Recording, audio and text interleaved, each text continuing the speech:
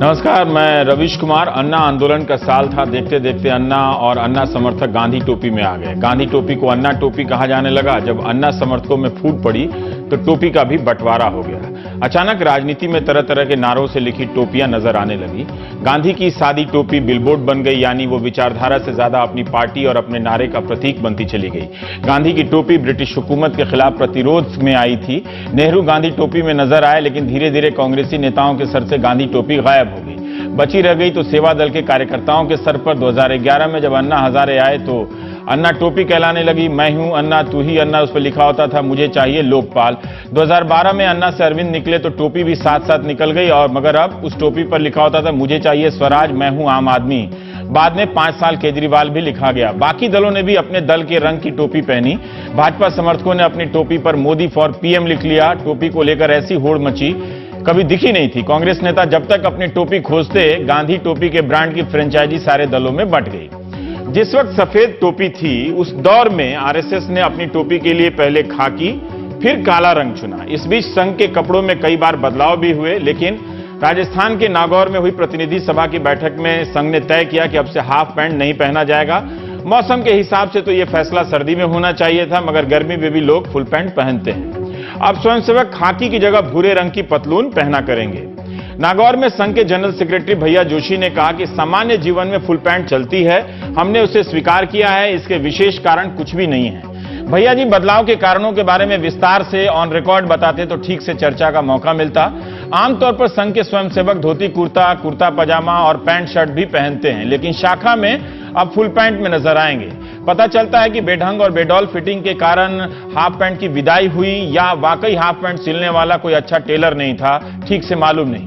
अगर आप पहनावों की दुनिया की खबर रखते हैं तो हाफ पैंट भी कम लोकप्रिय नहीं है। बड़े बड़े ब्रांड तरह तरह की फिटिंग वाले हाफ पैंट बेचते हैं। क्या हाफ पैंट की वजह से संघ की शाखाओं का विस्तार नहीं हो रहा था? मीडिया में पिछले 2 साल से तो यही छप रहा है कि शाखाओं की संख्या लगातार बढ़ती जा रही है। इसी नागौर में हुई अखिल भारतीय प्रतिनिधि सभा की बैठक में संघ के joint general secretary Krishna Gopal ने रिपोर्ट पेश की है कि पिछले 1 साल में रोजाना लगने वाली शाखाओं में 5,524 शाखाएं जुड़ी हैं, यानी सुबह की शाखाओं की संख्या 51,335 से बढ़कर 56,859 हो गई है पूरे देश में।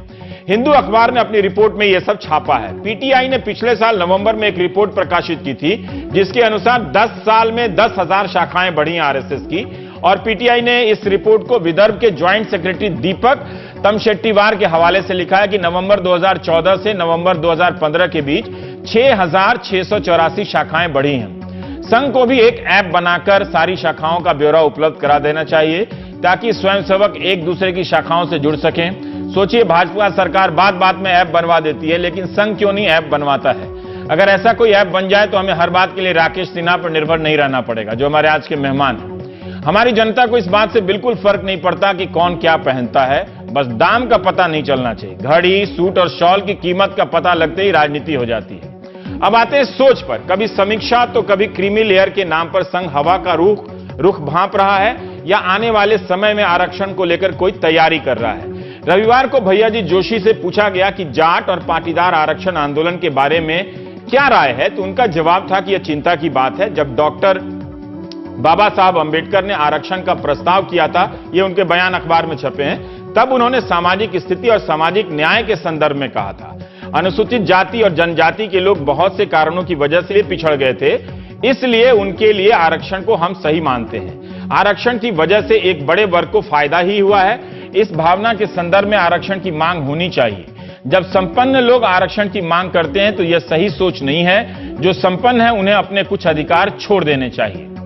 अब ये गैस वाला सब्सिडी सिलेंडर वाला मामला नहीं है। क्या संपन्न से उनका सिर्फ मतलब जाट और पाटीदार आंदोलन से है, या वो संपन्न के बहाने आरक्षण के दायरे में आने वाली जातियों के संपन्न तबके की ओर इशारा कर रहे हैं? ये साफ नहीं है, बात करेंगे। संघ के बयानों में निरंतरता भी है और एक किस्म की अस्थिरता भी।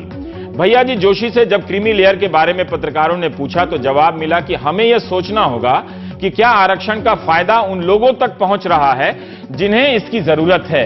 क्रीमी लेयर के मुद्दे को पढ़ने और चर्चा करने की जरूरत है, अभी कमेंट करना सही नहीं होगा। जरूरतमंद को आरक्षण का लाभ नहीं मिल रहा है से क्या मतलब है? क्या सीटें खाली रह जा रही हैं? तो क्या भैया जी जोशी जल्दी भरने की बात कर रहे हैं? क्रीमी लेयर सिर्फ ओबीसी के लिए है। 6 लाख से ज्यादा कमाने वाले क्रीमी लेयर में माने जाते हैं और उन्हें आरक्षण नहीं मिलता है। जब आरक्षण संपन्न को नहीं मिल रहा है तो संपन्न से भैया जी जोशी का क्या मतलब है? क्या संघ यह मानता है कि जाट और पाटीदार संपन्न हैं और आरक्षण के हकदार नहीं हैं? तो प्रचारक रहे हरियाणा के मुख्यमंत्री ने साफ साफ मना क्यों नहीं कर दिया? उनकी सरकार तो जाट आरक्षण पर विचार करने का वादा कर चुकी है और कुछ कार्रवाई भी कर रही है, जबकि गुजरात में बीजेपी सरकार ने पाटीदार आरक्षण से इनकार किया है। 3 नवंबर 2015 को रांची में भैया जी जोशी ने ही कहा था कि आरक्षण तब तक रहना चाहिए जब तक समाज को इसकी जरूरत है। यही हमारा स्टैंड है। जो भागवत जी ने कहा वो सही शब्दों में नहीं रखा गया। कहीं पर नहीं कहा गया है कि आरक्षण नीति की समीक्षा की जरूरत है। जिस बयान का वो खंडन कर रहे थे वो सितंबर 2015 के पांचजन्य में छपा था, जिसमें संघ प्रमुख मोहन भागवत ने कहा था कि जैसे अपने संविधान में सामाजिक पिछड़े वर्ग पर आधारित आरक्षण नीति की बात है तो उसकी राजनीति के बजाय जैसा संविधानकारों के मन में था वैसा उसको चलाते तो आज ये सारे प्रश्न खड़े नहीं होते। संविधान में जब से यह प्रावधान आ गया है तब से उसका राजनीति के रूप में उपयोग किया गया है। हमारा कहना है कि एक समिति बना दो जो राजनीति के प्रतिनिधियों को भी साथ ले, लेकिन चले उन लोगों की जो सेवा भावी हों और जिनके मन में सारे देश के हित में विचार हो। उनको तय करने दें कि कितने लोगों के लिए आरक्षण आवश्यक है, कितने दिन तक उसकी आवश्यकता पड़ेगी। इन सब बातों को लागू करने का पूरा अधिकार उस समिति के हाथ में हो। ध्यान में रखना होगा कि ये सारी बातें प्रामाणिकता से लागू हो। मुझे जानकारी नहीं है कि पांचजन्य के अगले अंक में इसका खंडन छपा था या नहीं। 25 अक्टूबर 2015 के दैनिक भास्कर में छपा है कि मोहन भागवत ने कहा है कि आरक्षण संघ का विषय नहीं है। नागपुर में आरक्षण के मामले में हमारा कोई अध्ययन नहीं है। फिर भैया जी जोशी को क्यों कहना पड़ा कि क्या आरक्षण का फायदा जरूरतमंद तक पहुंचा जब उनका विषय नहीं है? क्रीमी लेयर पर चर्चा करने की क्यों जरूरत है जब आरक्षण उनका विषय नहीं है? संपन्न लोग से उनका क्या मतलब है जब आरक्षण उनका विषय नहीं है? प्रोफेसर सुखदेव थोराट और नितिन तगाड़े ने इकोनॉमिक एंड पॉलिटिकल वीकली में छपे लेख में एक आंकड़ा पेश किया है जो 2012 के नेशनल सैंपल सर्वे के रोजगार के आंकड़ों पर आधारित है। तो ये से ध्यान से सुनिएगा। 2012 में नॉन फार्म सेक्टर, गैर कृषि सेक्टर में नियमित रूप से सैलरी करने वाले नौकरियों की संख्या है 8 करोड़ 56 लाख। इनमें से 6 करोड़ नौकरियां प्राइवेट सेक्टर की हैं जो आरक्षण के दायरे से बाहर की हैं। अब बच गई 2 करोड़ 56 लाख नौकरियां जिनमें से 40% अस्थायी नौकरियां हैं। अस्थायी नौकरियों में आरक्षण लागू नहीं होता है। ज्यादातर नौकरियां तो अब सरकारों में अस्थायी ही होने लगी हैं। इस हिसाब से गैर कृषि सेक्टर में स्थायी नौकरियों की संख्या बच जाती है 1 करोड़ 54 लाख, यानी 8.56 करोड़ स्थायी नौकरियों के मात्र 18% में ही आरक्षण लागू हुआ। इनमें से अनुसूचित जाति के स्थायी कर्मचारियों का हिस्सा 18.5% ही रहा। भैया जी जोशी के बयान पर तुरंत अरुण जेटली ने सरकार की राय साफ कर दी। आरक्षण की जो व्यवस्था चल रही है उसमें कोई बदलाव नहीं होने वाला है। बीजेपी ने बिना देरी ये सफाई दे दी। बीजेपी क्या यही बात जाट समुदाय से भी कह रही है। उसका यही कहना है कि जब नए इसी संदर्भ में कोई नए प्रस्ताव आएंगे तो वो विचार करेगी। लेकिन बीजेपी ने आर्थिक आधार पर कमजोर तबकों को आरक्षण देने का वादा किया था, अन्य दलों ने भी किया था। क्या उस पर पार्टी की राय कुछ बदल गई है? क्या कुछ होने वाला है? पता नहीं है।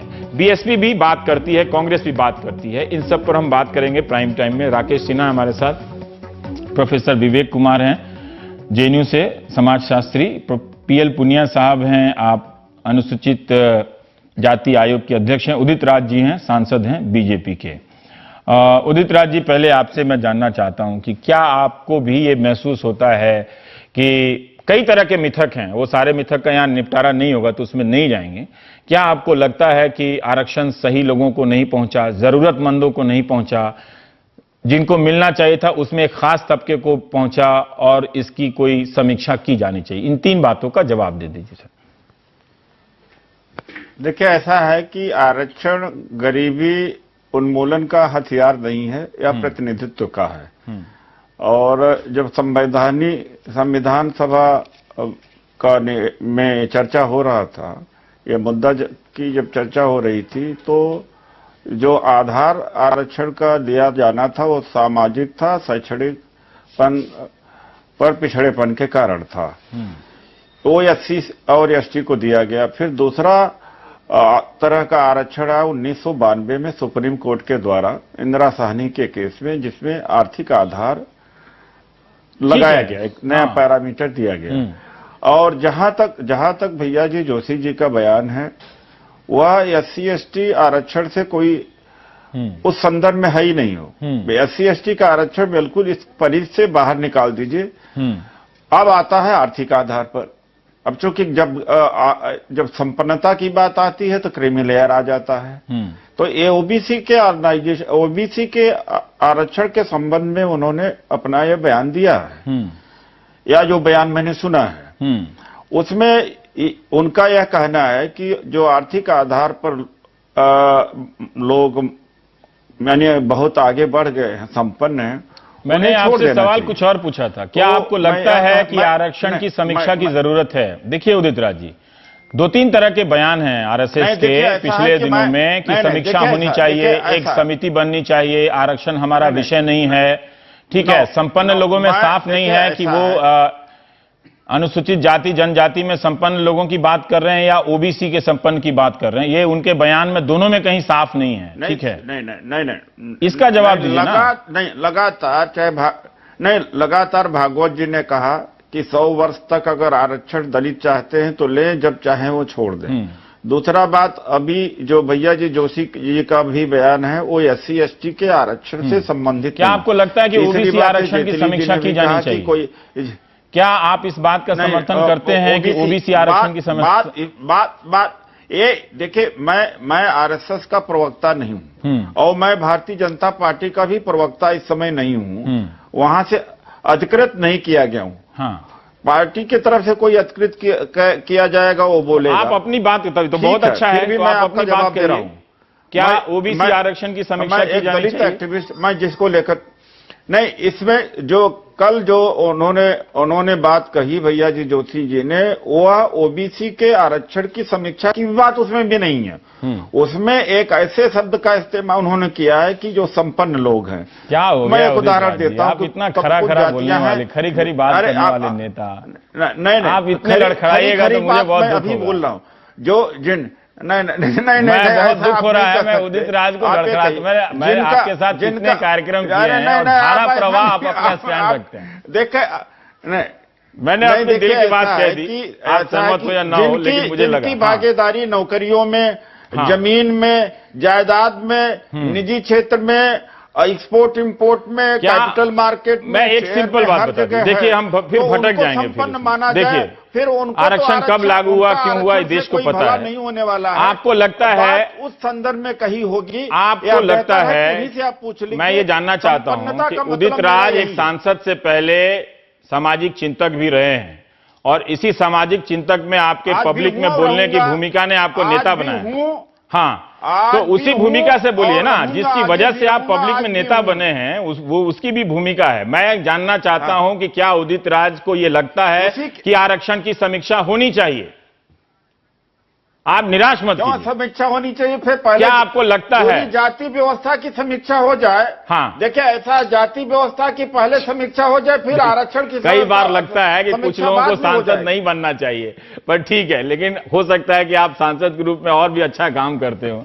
लेकिन जिन मुद्दों को लेकर आप आक्रामक रहे, उनमें फंसते हुए देखता हूं तो मुझे बड़ा अजीब लगता है। तब लगता है कि आप इसी साइड में रहते, विवेक जी वाले साइड में तो ज्यादा बेहतर होता।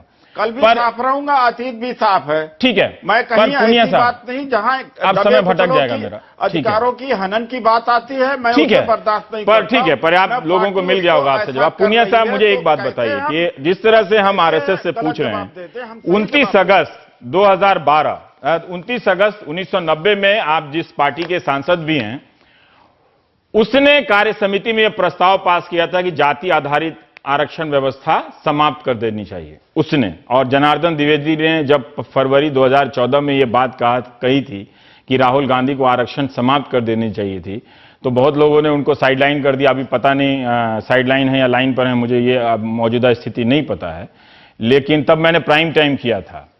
तो आरएसएस के लोग भी इधर उधर से कुछ इस तरह की बातें कर रहे हैं, तो दोनों में क्या अंतर है? क्या सचमुच आप लोगों को लगता है कि ओबीसी आरक्षण की या पूरे आरक्षण की समीक्षा की जरूरत है इस वक्त? देखिए रवीश जी, जो कांग्रेस पार्टी का ये स्टैंड नहीं है जो आपने कहा, जनार्दन द्विवेदी जी ने कहा होगा, अपने व्यक्तिगत रूप से 29 व्यक्तिगत अगस्त विचार रखे होंगे। 1990 कोई पुराना आदमी चेक कर लेकिन सकता वो है। नहीं है। हाँ। हमारा 2014 का मैनिफेस्टो देखें, हाँ। उसमें बहुत स्पष्ट लिखा हुआ है कि अनुसूचित जाति और ओबीसी हम्म।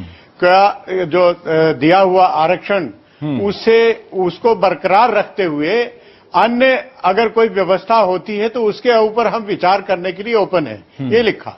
और जहां तक आरएसएस का कहना है कि पहले सरसंघ चालक जी कह चुके हैं कि अगर जिस तरह से अनुसूचित जाति जनजाति के ऊपर अत्याचार हुए हैं सदियों से, अगले 100 साल तक भी आरक्षण दे दिया जाए वो भी कम है। और उसमें उसके बाद जब वो समीक्षा की भी बात करते हैं, समीक्षा का प्राविधान केवल पॉलिटिकल रिजर्वेशन में दिया हुआ है, संविधान में दिया हुआ है कि 10 साल तक रहेगा, और 10 साल के बाद समीक्षा की गई, और समीक्षा करने के बाद ये पाया गया कि जातिगत व्यवस्था, वर्ण व्यवस्था जो समाज को नीचे धकेल रही है वो अभी भी कायम है। तो समीक्षा करके और 10 साल के लिए बढ़ाया, इस तरह से बढ़ता गया है। तो मैं समझता हूं कि जो भारतीय जनता पार्टी की तरफ से जो स्पष्ट किया गया है वो वास्तव में स्पष्ट नहीं है। आरएसएस तो अरुण जेटली नहीं, सरकार के लिए, अरुण जेटली ने साफ साफ कहा है कि किसी भी प्रकार की आरक्षण की व्यवस्था में कोई छेड़छाड़ नहीं होने वाली, सरकार के स्तर पे उन्होंने कहा। जब उन्होंने इतना कहा है तो उसको फेस वैल्यू पे लेना चाहिए। आप उनकी आलोचना कीजिए, लेकिन नहीं, मैं कह रहा हूं, मैं उसको फेस वैल्यू पे इसलिए भी ले रहा हूं कि पहले भी समीक्षा की बात की, पहले भी सरकार की तरफ से कहा गया कि नहीं, इससे कोई खिलवाड़ नहीं है। अच्छा, ये उसके बाद फिर आरएसएस की तरफ से कहा, उसके बाद भी कहा जा रहा है। तो इसलिए मैं कह रहा हूं कि बार बार अगर उसको रिपीट किया जा रहा है तो उसमें कुछ न कुछ बात है। और आरएसएस तो अक्सर कहा जाता है, मैं नहीं कह रहा हूं कि सरकार का रिमोट कंट्रोल है, राकेश सिन्हा जी निर्धारित बेवजह चार्ज इसी पर रहते हैं। भले ही वो कह दें, भले ही वो कह दें कि ये हमारा विषय नहीं है, ठीक है, और विषय नहीं है तो फिर ये क्यों चर्चा हो रही है इस तरह की? ठीक है, तो वो हम कर रहे हैं इसलिए चर्चा हो रही है, हम नहीं करते तो चर्चा नहीं होती। पर ठीक है। पर विवेक और राकेश, अब मैं आप लोगों के पास आना चाहता हूं कि कई लोग कहते हैं कि 10 साल वाला रिजर्वेशन की समीक्षा, पर वो पॉलिटिकल रिजर्वेशन की बात करें, मतलब एमपी और एमपी में रिप्रेजेंटेशन की बात है कि उसकी समीक्षा की बात है। नौकरियों के आरक्षण को पॉलिटिकल रिजर्वेशन से कई बार मिला दिया जाता है। खैर, उसको मैं छोड़ देता हूं। क्या आपको डाउट होता है कि आरएसएस सीरियसली कुछ सोच रहा है? मैंने 2 तरह के बयान हैं इसमें कि समिति बनाने चाहिए। एक बयान ये भी है कि हमारा कोई विषय नहीं है, एक बयान ये भी है कि जब वो कहते हैं कि संपन्न लोगों को मिल रहा है, जरूरतमंदों को नहीं मिल रहा है। क्या ये वाकई में आपको लगता है कि जानने की जरूरत है या नहीं है? देखिए, मुझे नहीं लगता कि किसी ने भी ये कहा है कि आप इसकी समीक्षा न कीजिए। तीन तरह के आरक्षण हैं, सब जानते हैं। एक है शिक्षा में, एक है राजनीति में, एक है नौकरियों में। अब पुनिया जी ने बता दिया कि राजनीतिक आरक्षण की समीक्षा होती है हर 10 वर्ष बाद वो बढ़ा दिया जाता है धारा 330 और 332 के तहत। 335 के तहत जो नौकरियां हैं, जो अनऑर्गेनाइज सेक्टर है, लेबर कमीशन का जो ऑर्गेनाइज सेक्टर है, labour commission, Indian labour commission report के अनुसार 1,98,00,000 जॉब्स हैं उसके अंदर। Class A, class B, class C, class D. अच्छा। और उसके बाद फिर बैंकिंग सेक्टर, इंश्योरेंस सेक्टर मिलाकर। ठीक है। दलितों का SC ST मिला लें तो लगभग 45 लाख जॉब्स आती हैं। आज 60 वर्ष हो गए, 65 वर्ष, आप देखेंगे कि केवल 35 लाख जॉब्स भरी गई हैं। 10 लाख जॉब जो नहीं भरी गई वो खत्म कर दी गई। जो कुल जनसंख्या का हिस्सा है वो करीब 25 करोड़ के आसपास हो गया, SC ST मिला लें। ठीक है। तो 25 करोड़ की आबादी के लिए 45 लाख जॉब होती हैं और 35 लाख भरी जाती है। इसमें समीक्षा क्या करनी है? इसका मतलब यह हुआ कि जो संविधान लागू हुआ अगर 1950 में और 2016 यानी कि 66 वर्षों में अगर हम गणना कर रहे हैं तो उसमें आपने कितने जॉब सृजित किए? इसको कौन रोक रहा है? आप कर लीजिए, कितने जॉब सृजित किए, कितने जॉब भरे गए, कितने जॉब खाली हैं, अगर खाली है तो क्यों खाली है, और अगर भरे गए हैं तो क्यों भरे गए? तो क्या ओबीसी आरक्षण की समीक्षा की जानी चाहिए? जो उदित राज जी जवाब नहीं दे पाए, मैं उनकी राजनीतिक समझता हूं कि कोई भी आप भी रहेंगे तो वो सवाल का जवाब नहीं दे पाएंगे, लेकिन क्या आप वो जवाब दे सकते हैं? नहीं, मुझे लगता है कि देखिए, अदर बैकवर्ड क्लासेस को जो आरक्षण दिया जाना था, एक सेकंड सर, हाँ हाँ, वो रवि जी, आप आर्टिकल सही नहीं बोल रहे हैं। 340 के मैंने तहत जवाब बैकवर्ड सबका दिया क्लासेस है। कमीशन बना था। और कुछ अब जवाब- बैकवर्ड क्लासेस कुछ जवाब कमीशन बना 1950 में। जिस संस्था का बयान है, 19 अच्छा उदित राज जी पहले इनका सुन लेते हैं, फिर आते हैं बारी बारी से। हाँ बैकवर्ड क्लासेस को 1950 में जो हाँ। है चिन्हित किया जाना था। ठीक है, हाँ लेकिन वो चिन्हित कब किया गया? और चिन्हित करते करते आपने 45 वर्ष लगा दिए। हाँ। 1995 में आपने शुरू किया। अब 45 वर्षों में अगर उनकी आर्थिक हालत सही हो गई है तो उनको आप ये कैसे कह सकते हैं कि वो सामाजिक रूप से पिछड़े नहीं हैं? ये जो आरक्षण का विषय था, ठीक है। वो था सामाजिक और शैक्षणिक आधार पर पिछड़ापन। ठीक है, तो आर्थिक अगर कारण आप बार बार लगाएंगे, जो आज लगाया जा रहा है, राइट, वो मुझे नहीं लगता है कि वो सही है। ठीक है। आर्थिक आधार पर आप किसी को ना आरक्षण दे सकते हैं और ना आरक्षण उससे छीन सकते हैं। ठीक है। ये बात जो है चिन्हित कर लेनी चाहिए। राकेश, मुझे जो पुराना बयान देख रहा था, जो शुरू में मैंने बताया, कई बार समझ में नहीं आता कि संघ चाहता क्या संघ ये चाहता है कि आरक्षण पर नए सिरे से बहस हो, क्या कुछ नई बात कहना चाहता है? आप एक बार कहते हैं कि समिति बना दीजिए जिसमें देश हित वाले होंगे, वही तय कर लेंगे। ये देश हित वाले कौन है समझ में नहीं आता है। उस बयान का क्या हुआ मुझे मालूम नहीं। 5 जने का छुआ, एक बार कहते हैं आरक्षण हमारा विषय नहीं है, एक बार इतना सारा लंबा सारा इंटरव्यू देते हैं कि संपन्न लोगों को आरक्षण नहीं मिलना चाहिए। क्या आरक्षण जरूरतमंदों को पहुंच रहा है? क्रीमी लेयर पे कह रहे हैं कि चर्चा करने की जरूरत है, पढ़ने की जरूरत है। इसका मतलब है कि आप वही बात कह रहे हैं जिसकी आशंका विवेक को है या जिसकी आशंका पीएल पुनिया को है। देखिए, किसी को कोई आशंका होती है, लोकतंत्र में होना भी चाहिए। मैं इस पे आपत्ति नहीं करता हूं। आज मोहन भागवत जी ने कुछ कहा और आरएसएस ने प्रस्ताव पारित किया है, इसीलिए विवेक जी कुछ बातें कह रहे हैं और उसमें कुछ एडिशन हो रहा है और हम डिबेट कर रहे हैं। मैं आरएसएस क्या कहना चाहता मैं उसको बता देना चाहता हूं। देखिए, आरएसएस की राय कंसिस्टेंट है। उस कंसिस्टेंट राय में एक अनफोल्डमेंट हुआ है। वो अनफोल्डमेंट क्या है कि आरएसएस ने साफ तौर पे कहा है कि आरक्षण सामाजिक न्याय से जुड़ा हुआ प्रश्न है, ये आर्थिक प्रश्न नहीं है। पहले आरएसएस ऐसा नहीं मानता नहीं, पहले भी मानता था, लेकिन जिस शब्द का प्रयोग किया वो मैं बहुत महत्वपूर्ण है, सामाजिक न्याय से जुड़ा हुआ प्रश्न। पर ये शब्द तो आरक्षण के साथ, जब से आरक्षण है तब से, उसके पहले से इससे जुड़ा हुआ है। संगठन की बात मैं क्लियर कर दूं, चूंकि आरएसएस का इंटरप्रिटेशन इतनी तरह से लोग तो इसका मतलब आप वही मैं पूछ रहा हूं कि पहले सामाजिक न्याय से नहीं जोड़ता था। मैं बता रहा हूं, मेरी बात पहले सुन लिया जाए, पहले सारा। अच्छा ठीक है भाई। कहा आरक्षण सामाजिक न्याय से प्रश्न है, ये गरीबी उन्मूलन का विषय नहीं है। हाँ ठीक है। संघ इसलिए ऐसा मानता है कि शेड्यूल कास्ट, शेड्यूल ट्राइब, ये कैटेगरी सिर्फ गरीब कैटेगरी नहीं है। सैकड़ों वर्षों या आप हजारों वर्ष कह दे, ये सामाजिक, आर्थिक, सांस्कृतिक, शैक्षणिक सभी तरह से एक व्यवस्था के विक्टिम रहे और उनको डिग्निटी देने के लिए आज भी रसोई घर जाना और बहुत से मंदिरों में प्रवेश आज भी यदि निषिद्ध है तो इस पर हमें विचार करना पड़ेगा। एक दूसरा जो संघ की जो नियत है, जो उसके वास्तव में उसका इंटेंशन है कि क्या कारण है कि 60 साल के आरक्षण के बावजूद भी एक पक्ष तो विवेक जी ने जो बहुत वाजिब बताया कि सरकारी नौकरियां ही कम है और उस कम नौकरियों में भी आरक्षण इतना है, उसमें भी फुलफिल नहीं हो रहा है। All India institute of medical science में 40% ऊंचे पोस्ट खाली रह गए 14-15 में। तो सवाल उठता है कि क्या कारण है कि 60 वर्षों तक रिजर्वेशन के बावजूद भी, जिसके लिए पुनिया साहब ज्यादा जिम्मेदार हैं। नहीं, आप 60 साल कहते हैं, आप मध्य प्रदेश, गुजरात और छत्तीसगढ़ से कोई आंकड़ा दे सकते हैं कि वहां पर आरक्षण की सारी सीटें भरी जाती हैं? नहीं, मैं तो क्योंकि अब वहां पर 10 से 15 साल से आप सरकार में। रवीश जी, मैं से बीजेपी, कांग्रेस, कम्युनिस्ट पार्टी नहीं, तो चूंकि आपने पुनिया जी का इशारा कर दिया। ओह, मैं बीजेपी तो मैं एक पॉलिटिकल कभी-कभी कर देते हैं, वो भी करते हैं तो मैं भी कर देता हूं। हाँ ठीक है। हमारा कोई इंटेंशन को दुखी करना नहीं। अब आप लोगों को उन 3 सरकारों का आंकड़ा निकाल के देना चाहिए ताकि बैलेंस हो, उनको और थोड़ा घेरा जा सके। समीक्षा हो जाए ना उसकी। ताकि उनको और घेरा जा सके। मैं एक बात कह दूं कि देखिए क्या कारण है कि आरक्षण के होते हुए भी अनुसूचित जाति जनजाति का एक लार्जर पार्ट आरक्षण की सुविधा तक पहुंचने की स्थिति में भी नहीं है। और नहीं होने के कारण जो जिसको आप क्रीमी लेयर कह देते हैं, यदि उस शेड्यूल कास्ट, शेड्यूल ट्राइब के क्रीमी लेयर को यदि हटा दें तो ऊंचा पोस्ट तो 50 साल तक नहीं भरा जा सकता है। तो वह क्रीमी लेयर, आपको लगता है कि उस पोस्ट पे शेड्यूल कास्ट, शेड्यूल ट्राइब्स का मैं क्रीमी लेयर आ रहा है? लोग समझ नहीं पाएंगे। मैं इस देश में नोट किया जाए, किसी टेलीविजन में कोई शेड्यूल ट्राइब्स का ना तो एंकर होता है ना प्रवक्ता होता है, ठीक है ना? आप लोग नहीं हो सकते। 2 मिनट मुझे दे दीजिए, मैं 2 मिनट दे दीजिए। आप 2 मिनट ले लीजिए, फिर आप विवेक जी बोलेंगे, फिर उसके बाद ब्रेक के बाद नहीं लेंगे तो फिर क्या? तो कहना यह है कि उनको एम्पावर, संघ जब रिव्यू की बात करता है तो इसका मतलब नहीं कि परसेंटेज कम कर दो, अधिक कर दो, किसी को हटा दो। रिव्यू का मतलब यह होता होता है कि हम ये विचार करें कि वो वहां तक क्यों नहीं पहुंच पा रहे हैं, और पहुंचाने के लिए सामाजिक आर्थिक मजबूती करना, इंपावरमेंट करना। यदि दलित बच्चों को क्लास 1 से यदि इंपावर करें तो शायद कल विवेक जी को वही बच्चे कहेंगे, विवेक जी आप आरक्षण की सुविधा छोड़ दीजिए, हम तैयार हैं। आज वो कहने वाला नहीं है, इसलिए विवेक जी आरक्षण लेते रहेंगे।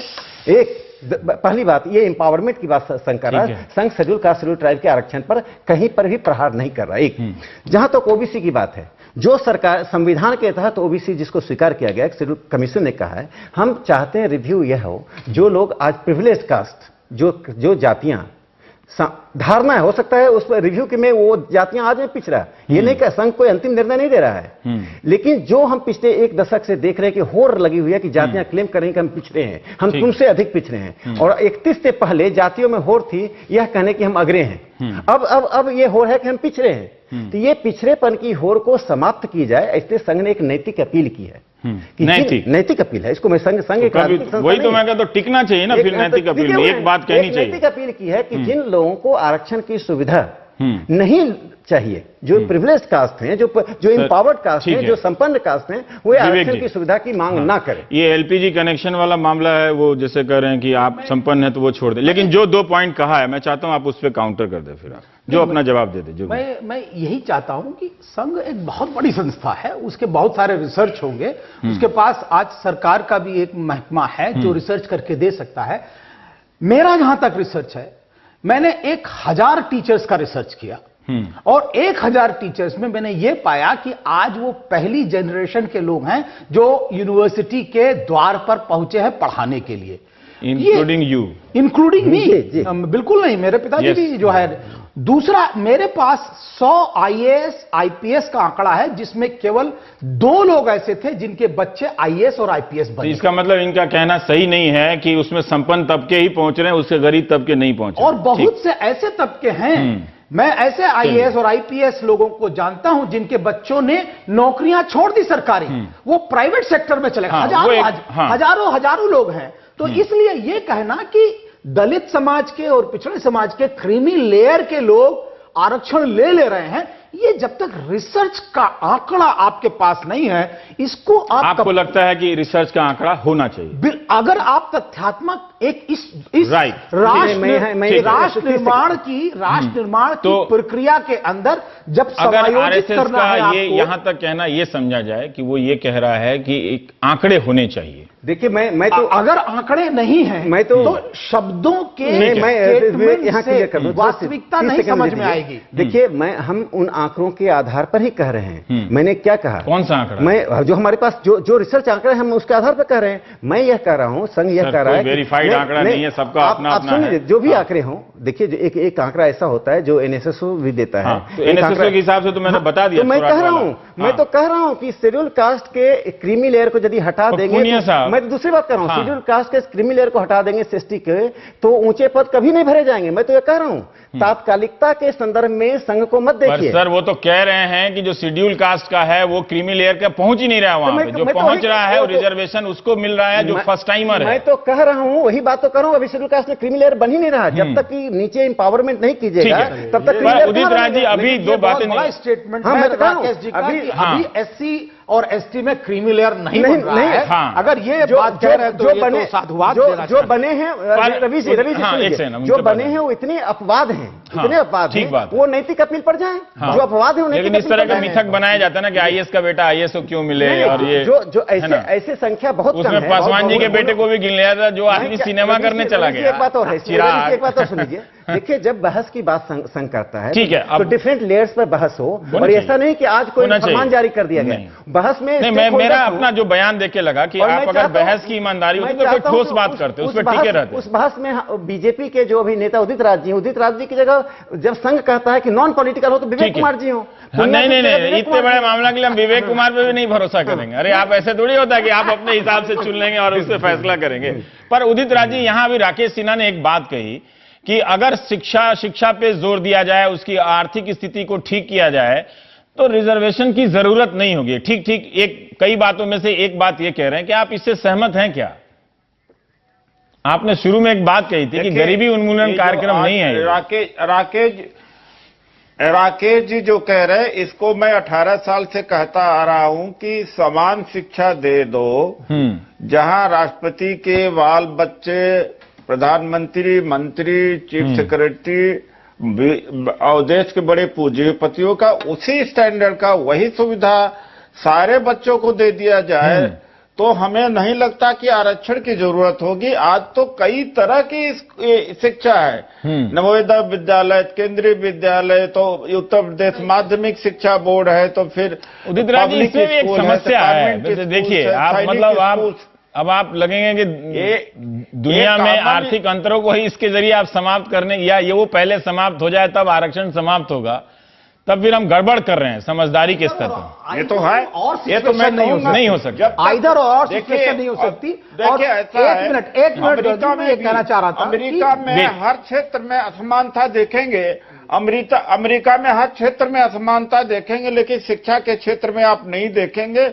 वहां प्राइवेट स्कूल का कोई क्रेज नहीं है, जो गवर्नमेंट स्कूल है उसका उतना ही स्टैंडर्ड है। इसमें क्या प्रॉब्लम है आपको इस बात में? मैं पुनिया जी को अमेरिका गया, यूरोप गया, भारत में सबसे बड़ी गलती ठीक है। उदित राज जी अब रुकिए जरा सा, ये कुछ कह रहे हैं। मैं इसलिए कह रहा हूं कि आप शिक्षा समानता को देंगे, समान शिक्षा देंगे, लेकिन वो सांस्कृतिक पूंजी कहां से लाएंगे जिस सांस्कृतिक पूंजी को वो हजारों वर्ष से उसकी डेफिसिट है? क्या आप एक पीढ़ी में उसकी पूरी की पूरी सांस्कृतिक पूंजी को बराबरी कर देंगे? पुनिया जी सबसे बड़ी बात है। हाँ ठीक है, पर पुनिया जी ये एक देखिए, एक ऐसी स्थिति है जो इस देश में तो नहीं बनेगी, है ना?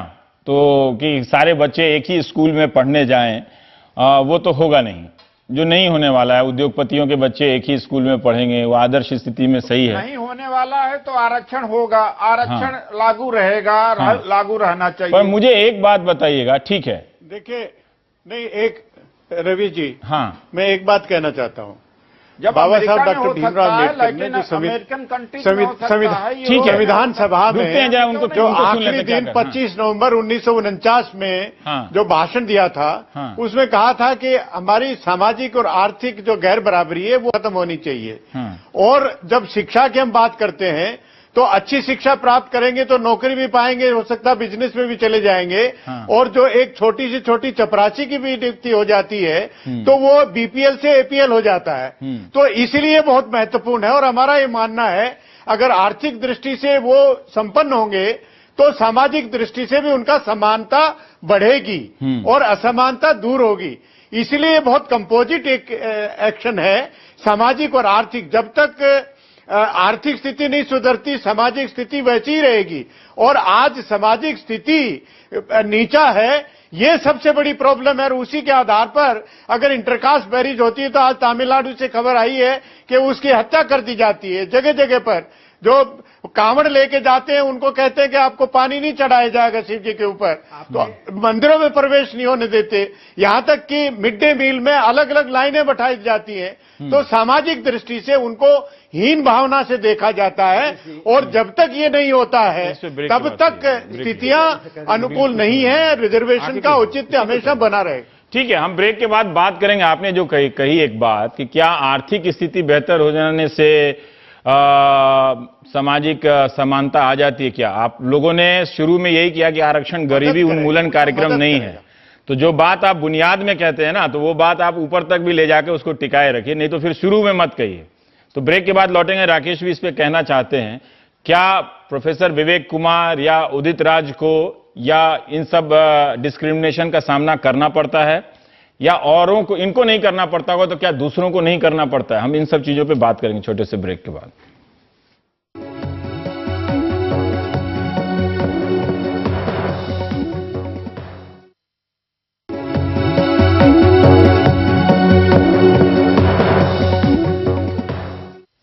अभी हम लोग बहुत सारा बात कर लिए। एक आरक्षण गरीबी उन्मूलन नहीं है तो एक प्रतिनिधित्व का भी सवाल है, ठीक है, वो नहीं था तो उसके जरिए भी ये एक बहस के दायरे में आता है। पर जो छूट गई उस पर अब मैं आप लोगों से, आप कुछ कहना चाहते थे कि क्या आर्थिक तरक्की होने से जातिगत भेदभाव मिट जाता है? क्या मैं ये समझना चाहता हूं कि अगर आपको मैं पीएचडी करा दूं। रवि जी, मैं एक सेकेंड, हाँ, रवि जी एक सेकंड, जल्दी एक ही जो सेकंड में मैंने कहिएगा। जो कहा था हाँ। कि इसको मुख्य आधार जो सामाजिक गैर बराबरी है वो है। हाँ। और मल्टीपल एक्शन में, इनिशिएटिव्स में अगर आर्थिक दृष्टि से भी अगर उनको गैर बराबरी दूर की जाए तो उसमें सहायक होगा, ठीक है। सामाजिक गैर बराबरी दूर होगी। सहमत हैं आप इससे? ये सिर्फ इतना। नहीं, देखिए मेरा मानना यह है कि जो आरक्षण है उसका कालखंड देखिए और ऐतिहासिक सत्य देखिए, और जो पृथकता है सामाजिक, आर्थिक, Isolation जो है, राजनीतिक, हाँ। हाँ मैं समेकित क्यूमुलेटिव बता रहा ठीक हूं, है। वो उसका इतिहास देखिए। क्या कोई भी सामाजिक वंचना और सांस्कृतिक वंचना हजारों वर्षों की क्या एक पीढ़ी में पूरी हो सकती है या 2 पीढ़ी में पूरी हो सकती है? और राष्ट्र निर्माण की प्रक्रिया के अंदर इतना बड़ा विशालकाय जनसमूह अगर समायोजित करना है तो वो प्रतिनिधित्व आज 66 वर्षों के बाद प्रतिनिधित्व कहां है? तो आप राष्ट्र निर्माण को कैसे आगे बढ़ा पाएंगे? आप बहुत सारे आपने आईएएस का बता दिया, ठीक है, लेकिन अगर हम सेक्रेटरी वगैरह का देखें तो उसमें शायद 1 या 2 या कोई भी ना निकले। अरे उससे मैं असहमत कहा हूं, ना संग असहमत है। मैं जो बात कहना चाह रहा हूं, देखिए इस प्रस्ताव में एक और बात कही गई, जो हिंदू समाज के बड़े वर्ग बहुमत की आलोचना की गई, इसके लिए जिम्मेदार है। तो वो जिम्मेदार सिर्फ रिजर्वेशन की संख्यात्मक, इस मात्रात्मक बात नहीं, गुणात्मक बात जो कह रहे हैं। समाज में जो मानसिकता है, मानसिकता बदलने के लिए जो संघ काम कर रहा है, जिसको हम सामाजिक समरसता कहते हैं। बहुत लोग काम कर रहे हैं, संघ ही नहीं काम कर रहे। संघ का तो बोलेंगे। राकेश जी, मैं एक मिनट, राकेश जी मैं कहना चाह रहा हूं कि एक नहीं है, मैं जुडिशरी, ब्यूरोक्रेसी, सबके वही हाल है। आप बताइए ना, 9 मेरी बात मुझे उदित जी के पास जमीन पर सामाजिक समरसता का तात्पर्य होता है कि सिर्फ आर्थिक उत्थान से किसी का गैर बराबरी दूर नहीं होती है, उसको सामाजिक रूप से, सांस्कृतिक रूप से मानसिकता बदलकर, इसलिए एक इसे आंदोलनात्मक तरीके से जब हम रिव्यू कहते हैं तो समाज के विभिन्न स्तरों पर विमर्श हो, समाज को आत्मलोचन करना पड़ेगा। और आत्मलोचन करने में जो कथित अग्रे है, कथित पिछड़े हैं, और जो सब दलित समाज है, तीनों संयुक्त रूप से करना उदित जी, आपको लगता है सामाजिक समरसता का मंत्र ही जिसकी तरफ इशारा, ठीक है, जिसकी तरफ इशारा राकेश कर रहे हैं वो स्थिति आएगी, कोई इस जातिगत भेदभाव के खिलाफ लोग अपने अपने हितों को छोड़कर लड़ेंगे? और क्या आपकी पार्टी, चूंकि औपचारिक रूप से आरक्षण समर्थक पार्टी है बीजेपी, अभी तक के बयानों से तो यही लगता है, क्या आपको सही में ऐसा लगता है कि इसकी समीक्षा की कोई जरूरत नहीं है? दोनों का जवाब दीजिए, मैं बोलूंगा नहीं।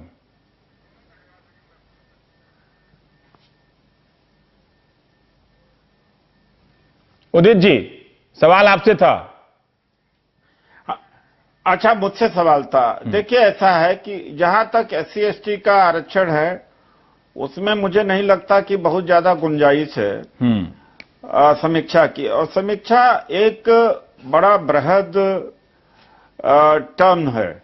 अब समीक्षा इस दृष्टि से भी की जा सकती है कि आरक्षण लागू क्यों नहीं हो पा रहा है, क्या कारण है, और सीटें पड़ी रहती हैं, एप्लीकेंट्स भी अवेलेबल हैं, क्यों नहीं हो पा रहा है, डिस्क्रिमिनेशन होता है, इंटरव्यू में डिस्क्रिमिनेशन होता है। जैसे यूपीएससी का मैं आपको बता देना चाहूंगा कि SC ST के लिए अलग से इंटरव्यू है, सिविल सर्विसेज का, जनरल कैटेगरी के अलग से है। और जब मैं सेलेक्ट हुआ था तो 250 का इंटरव्यू हुआ करता था। तो ऑन एन एवरेज जो जनरल कैटेगरी को इंटरव्यू मार्किंग दिया जाता था वो 150 से 200 के बीच हुआ करता था। शेड्यूल कास्ट का 100 और 125 के बीच हुआ करता था। जब आपने इंटरव्यू बोर्ड भी अलग कर दिया है तो भी आप मार्किंग नीचे कर रहे हो, तो इसका क्या फायदा अलग करने का? तो कहने का मतलब कि समीक्षा इस दृष्टि से भी की जा सकती है कि आखिर में इतने सालों के प्रयास के बावजूद में सीटें क्यों नहीं भरी गई हैं। आज भारत सरकार में केवल 1 या 2 सेक्रेटरी होंगे और ज्वाइंट सेक्रेटरी भी नहीं हो पाते। और अक्सर यह देखा जाता है कि जब यंग या कम उम्र का कोई इंजीनियर हो, IAS हो, IRS हो, IPS हो, शेड्यूल कास्ट, शेड्यूल ट्राइब का सर्विस में आ जाता है, तो जैसे ज्वाइंट सेक्रेटरी या मिड लेवल पर पहुंचता तो उसके जो अन्य कलीग होते, जो सामान्य वर्ग के होते, विजिलेंस केस लगवा देते हैं, CBI का रेड करवा देते हैं, ताकि ये आगे चल करके हमारा बात न हो पाए। तो आपको ये बात अपनी पार्टी में उठानी चाहिए ना, आपको ये बात पार्टी में उठानी चाहिए कि भाई जिस तरह से बहुत सारे जूनियर अफसर को कहीं से उठा के PMO से लेके कहीं भी लगा दिया जाता है, कहीं सेक्रेटरी लगा दिया जाता है, ज्वाइंट सेक्रेटरी लगा दिया जा सकता है, तो उसी तरह से कहीं 25 पूरे देश भर से 25 अफसरों को कहीं से भी सेलेक्ट करके वहां लिया, ये कौन पूछने जा रहा है? किसी के अधिकार को तो कोई चुनौती नहीं दे रहा है ना। तो उदित राज जी, मैं चाहता हूं कि आप इन सब विषयों पर काम करें। इस बात की समीक्षा इस बात की होनी चाहिए कि आखिर में लागू हो क्यों नहीं पा रहा है आरक्षण। ठीक है, अब समाप्त हो रहा है। एक तो तात्कालिक सवाल है, एक दीर्घकालिक सवाल है। संघ इस जो एड्रेस कर रहा है वो दीर्घकालिक तरीके से एक मानसिकता में बदलाव और आरक्षण की इफेक्टिवनेस। किधर मानसिकता? सरकार में बदलना है, तो सरकार को लेकर संघ क्या कर रहा है मैं जानना चाहता हूं। मैं कह रहा हूं जब तक सरकार को, क्या संघ प्रमुख अब कोई दलित बनने वाला है? जब तक क्यों नहीं बनेगा? जब कब बनेगा वो बताइए? इसी समय बना दीजिए जल्दी से। देखिए कब बनेगा? लोग पूछना चाहते हैं। जो सेक्रीफाइस करने के लिए जाति नहीं चाहिए, मैं आपको बता दे रहा हूं। जो बताइए कब बनेगा? क्यों नहीं बना? आपने 60 साल का पूछा, मैं पूछता हूं कि क्यों नहीं अभी तक संघ प्रमुख कोई बना?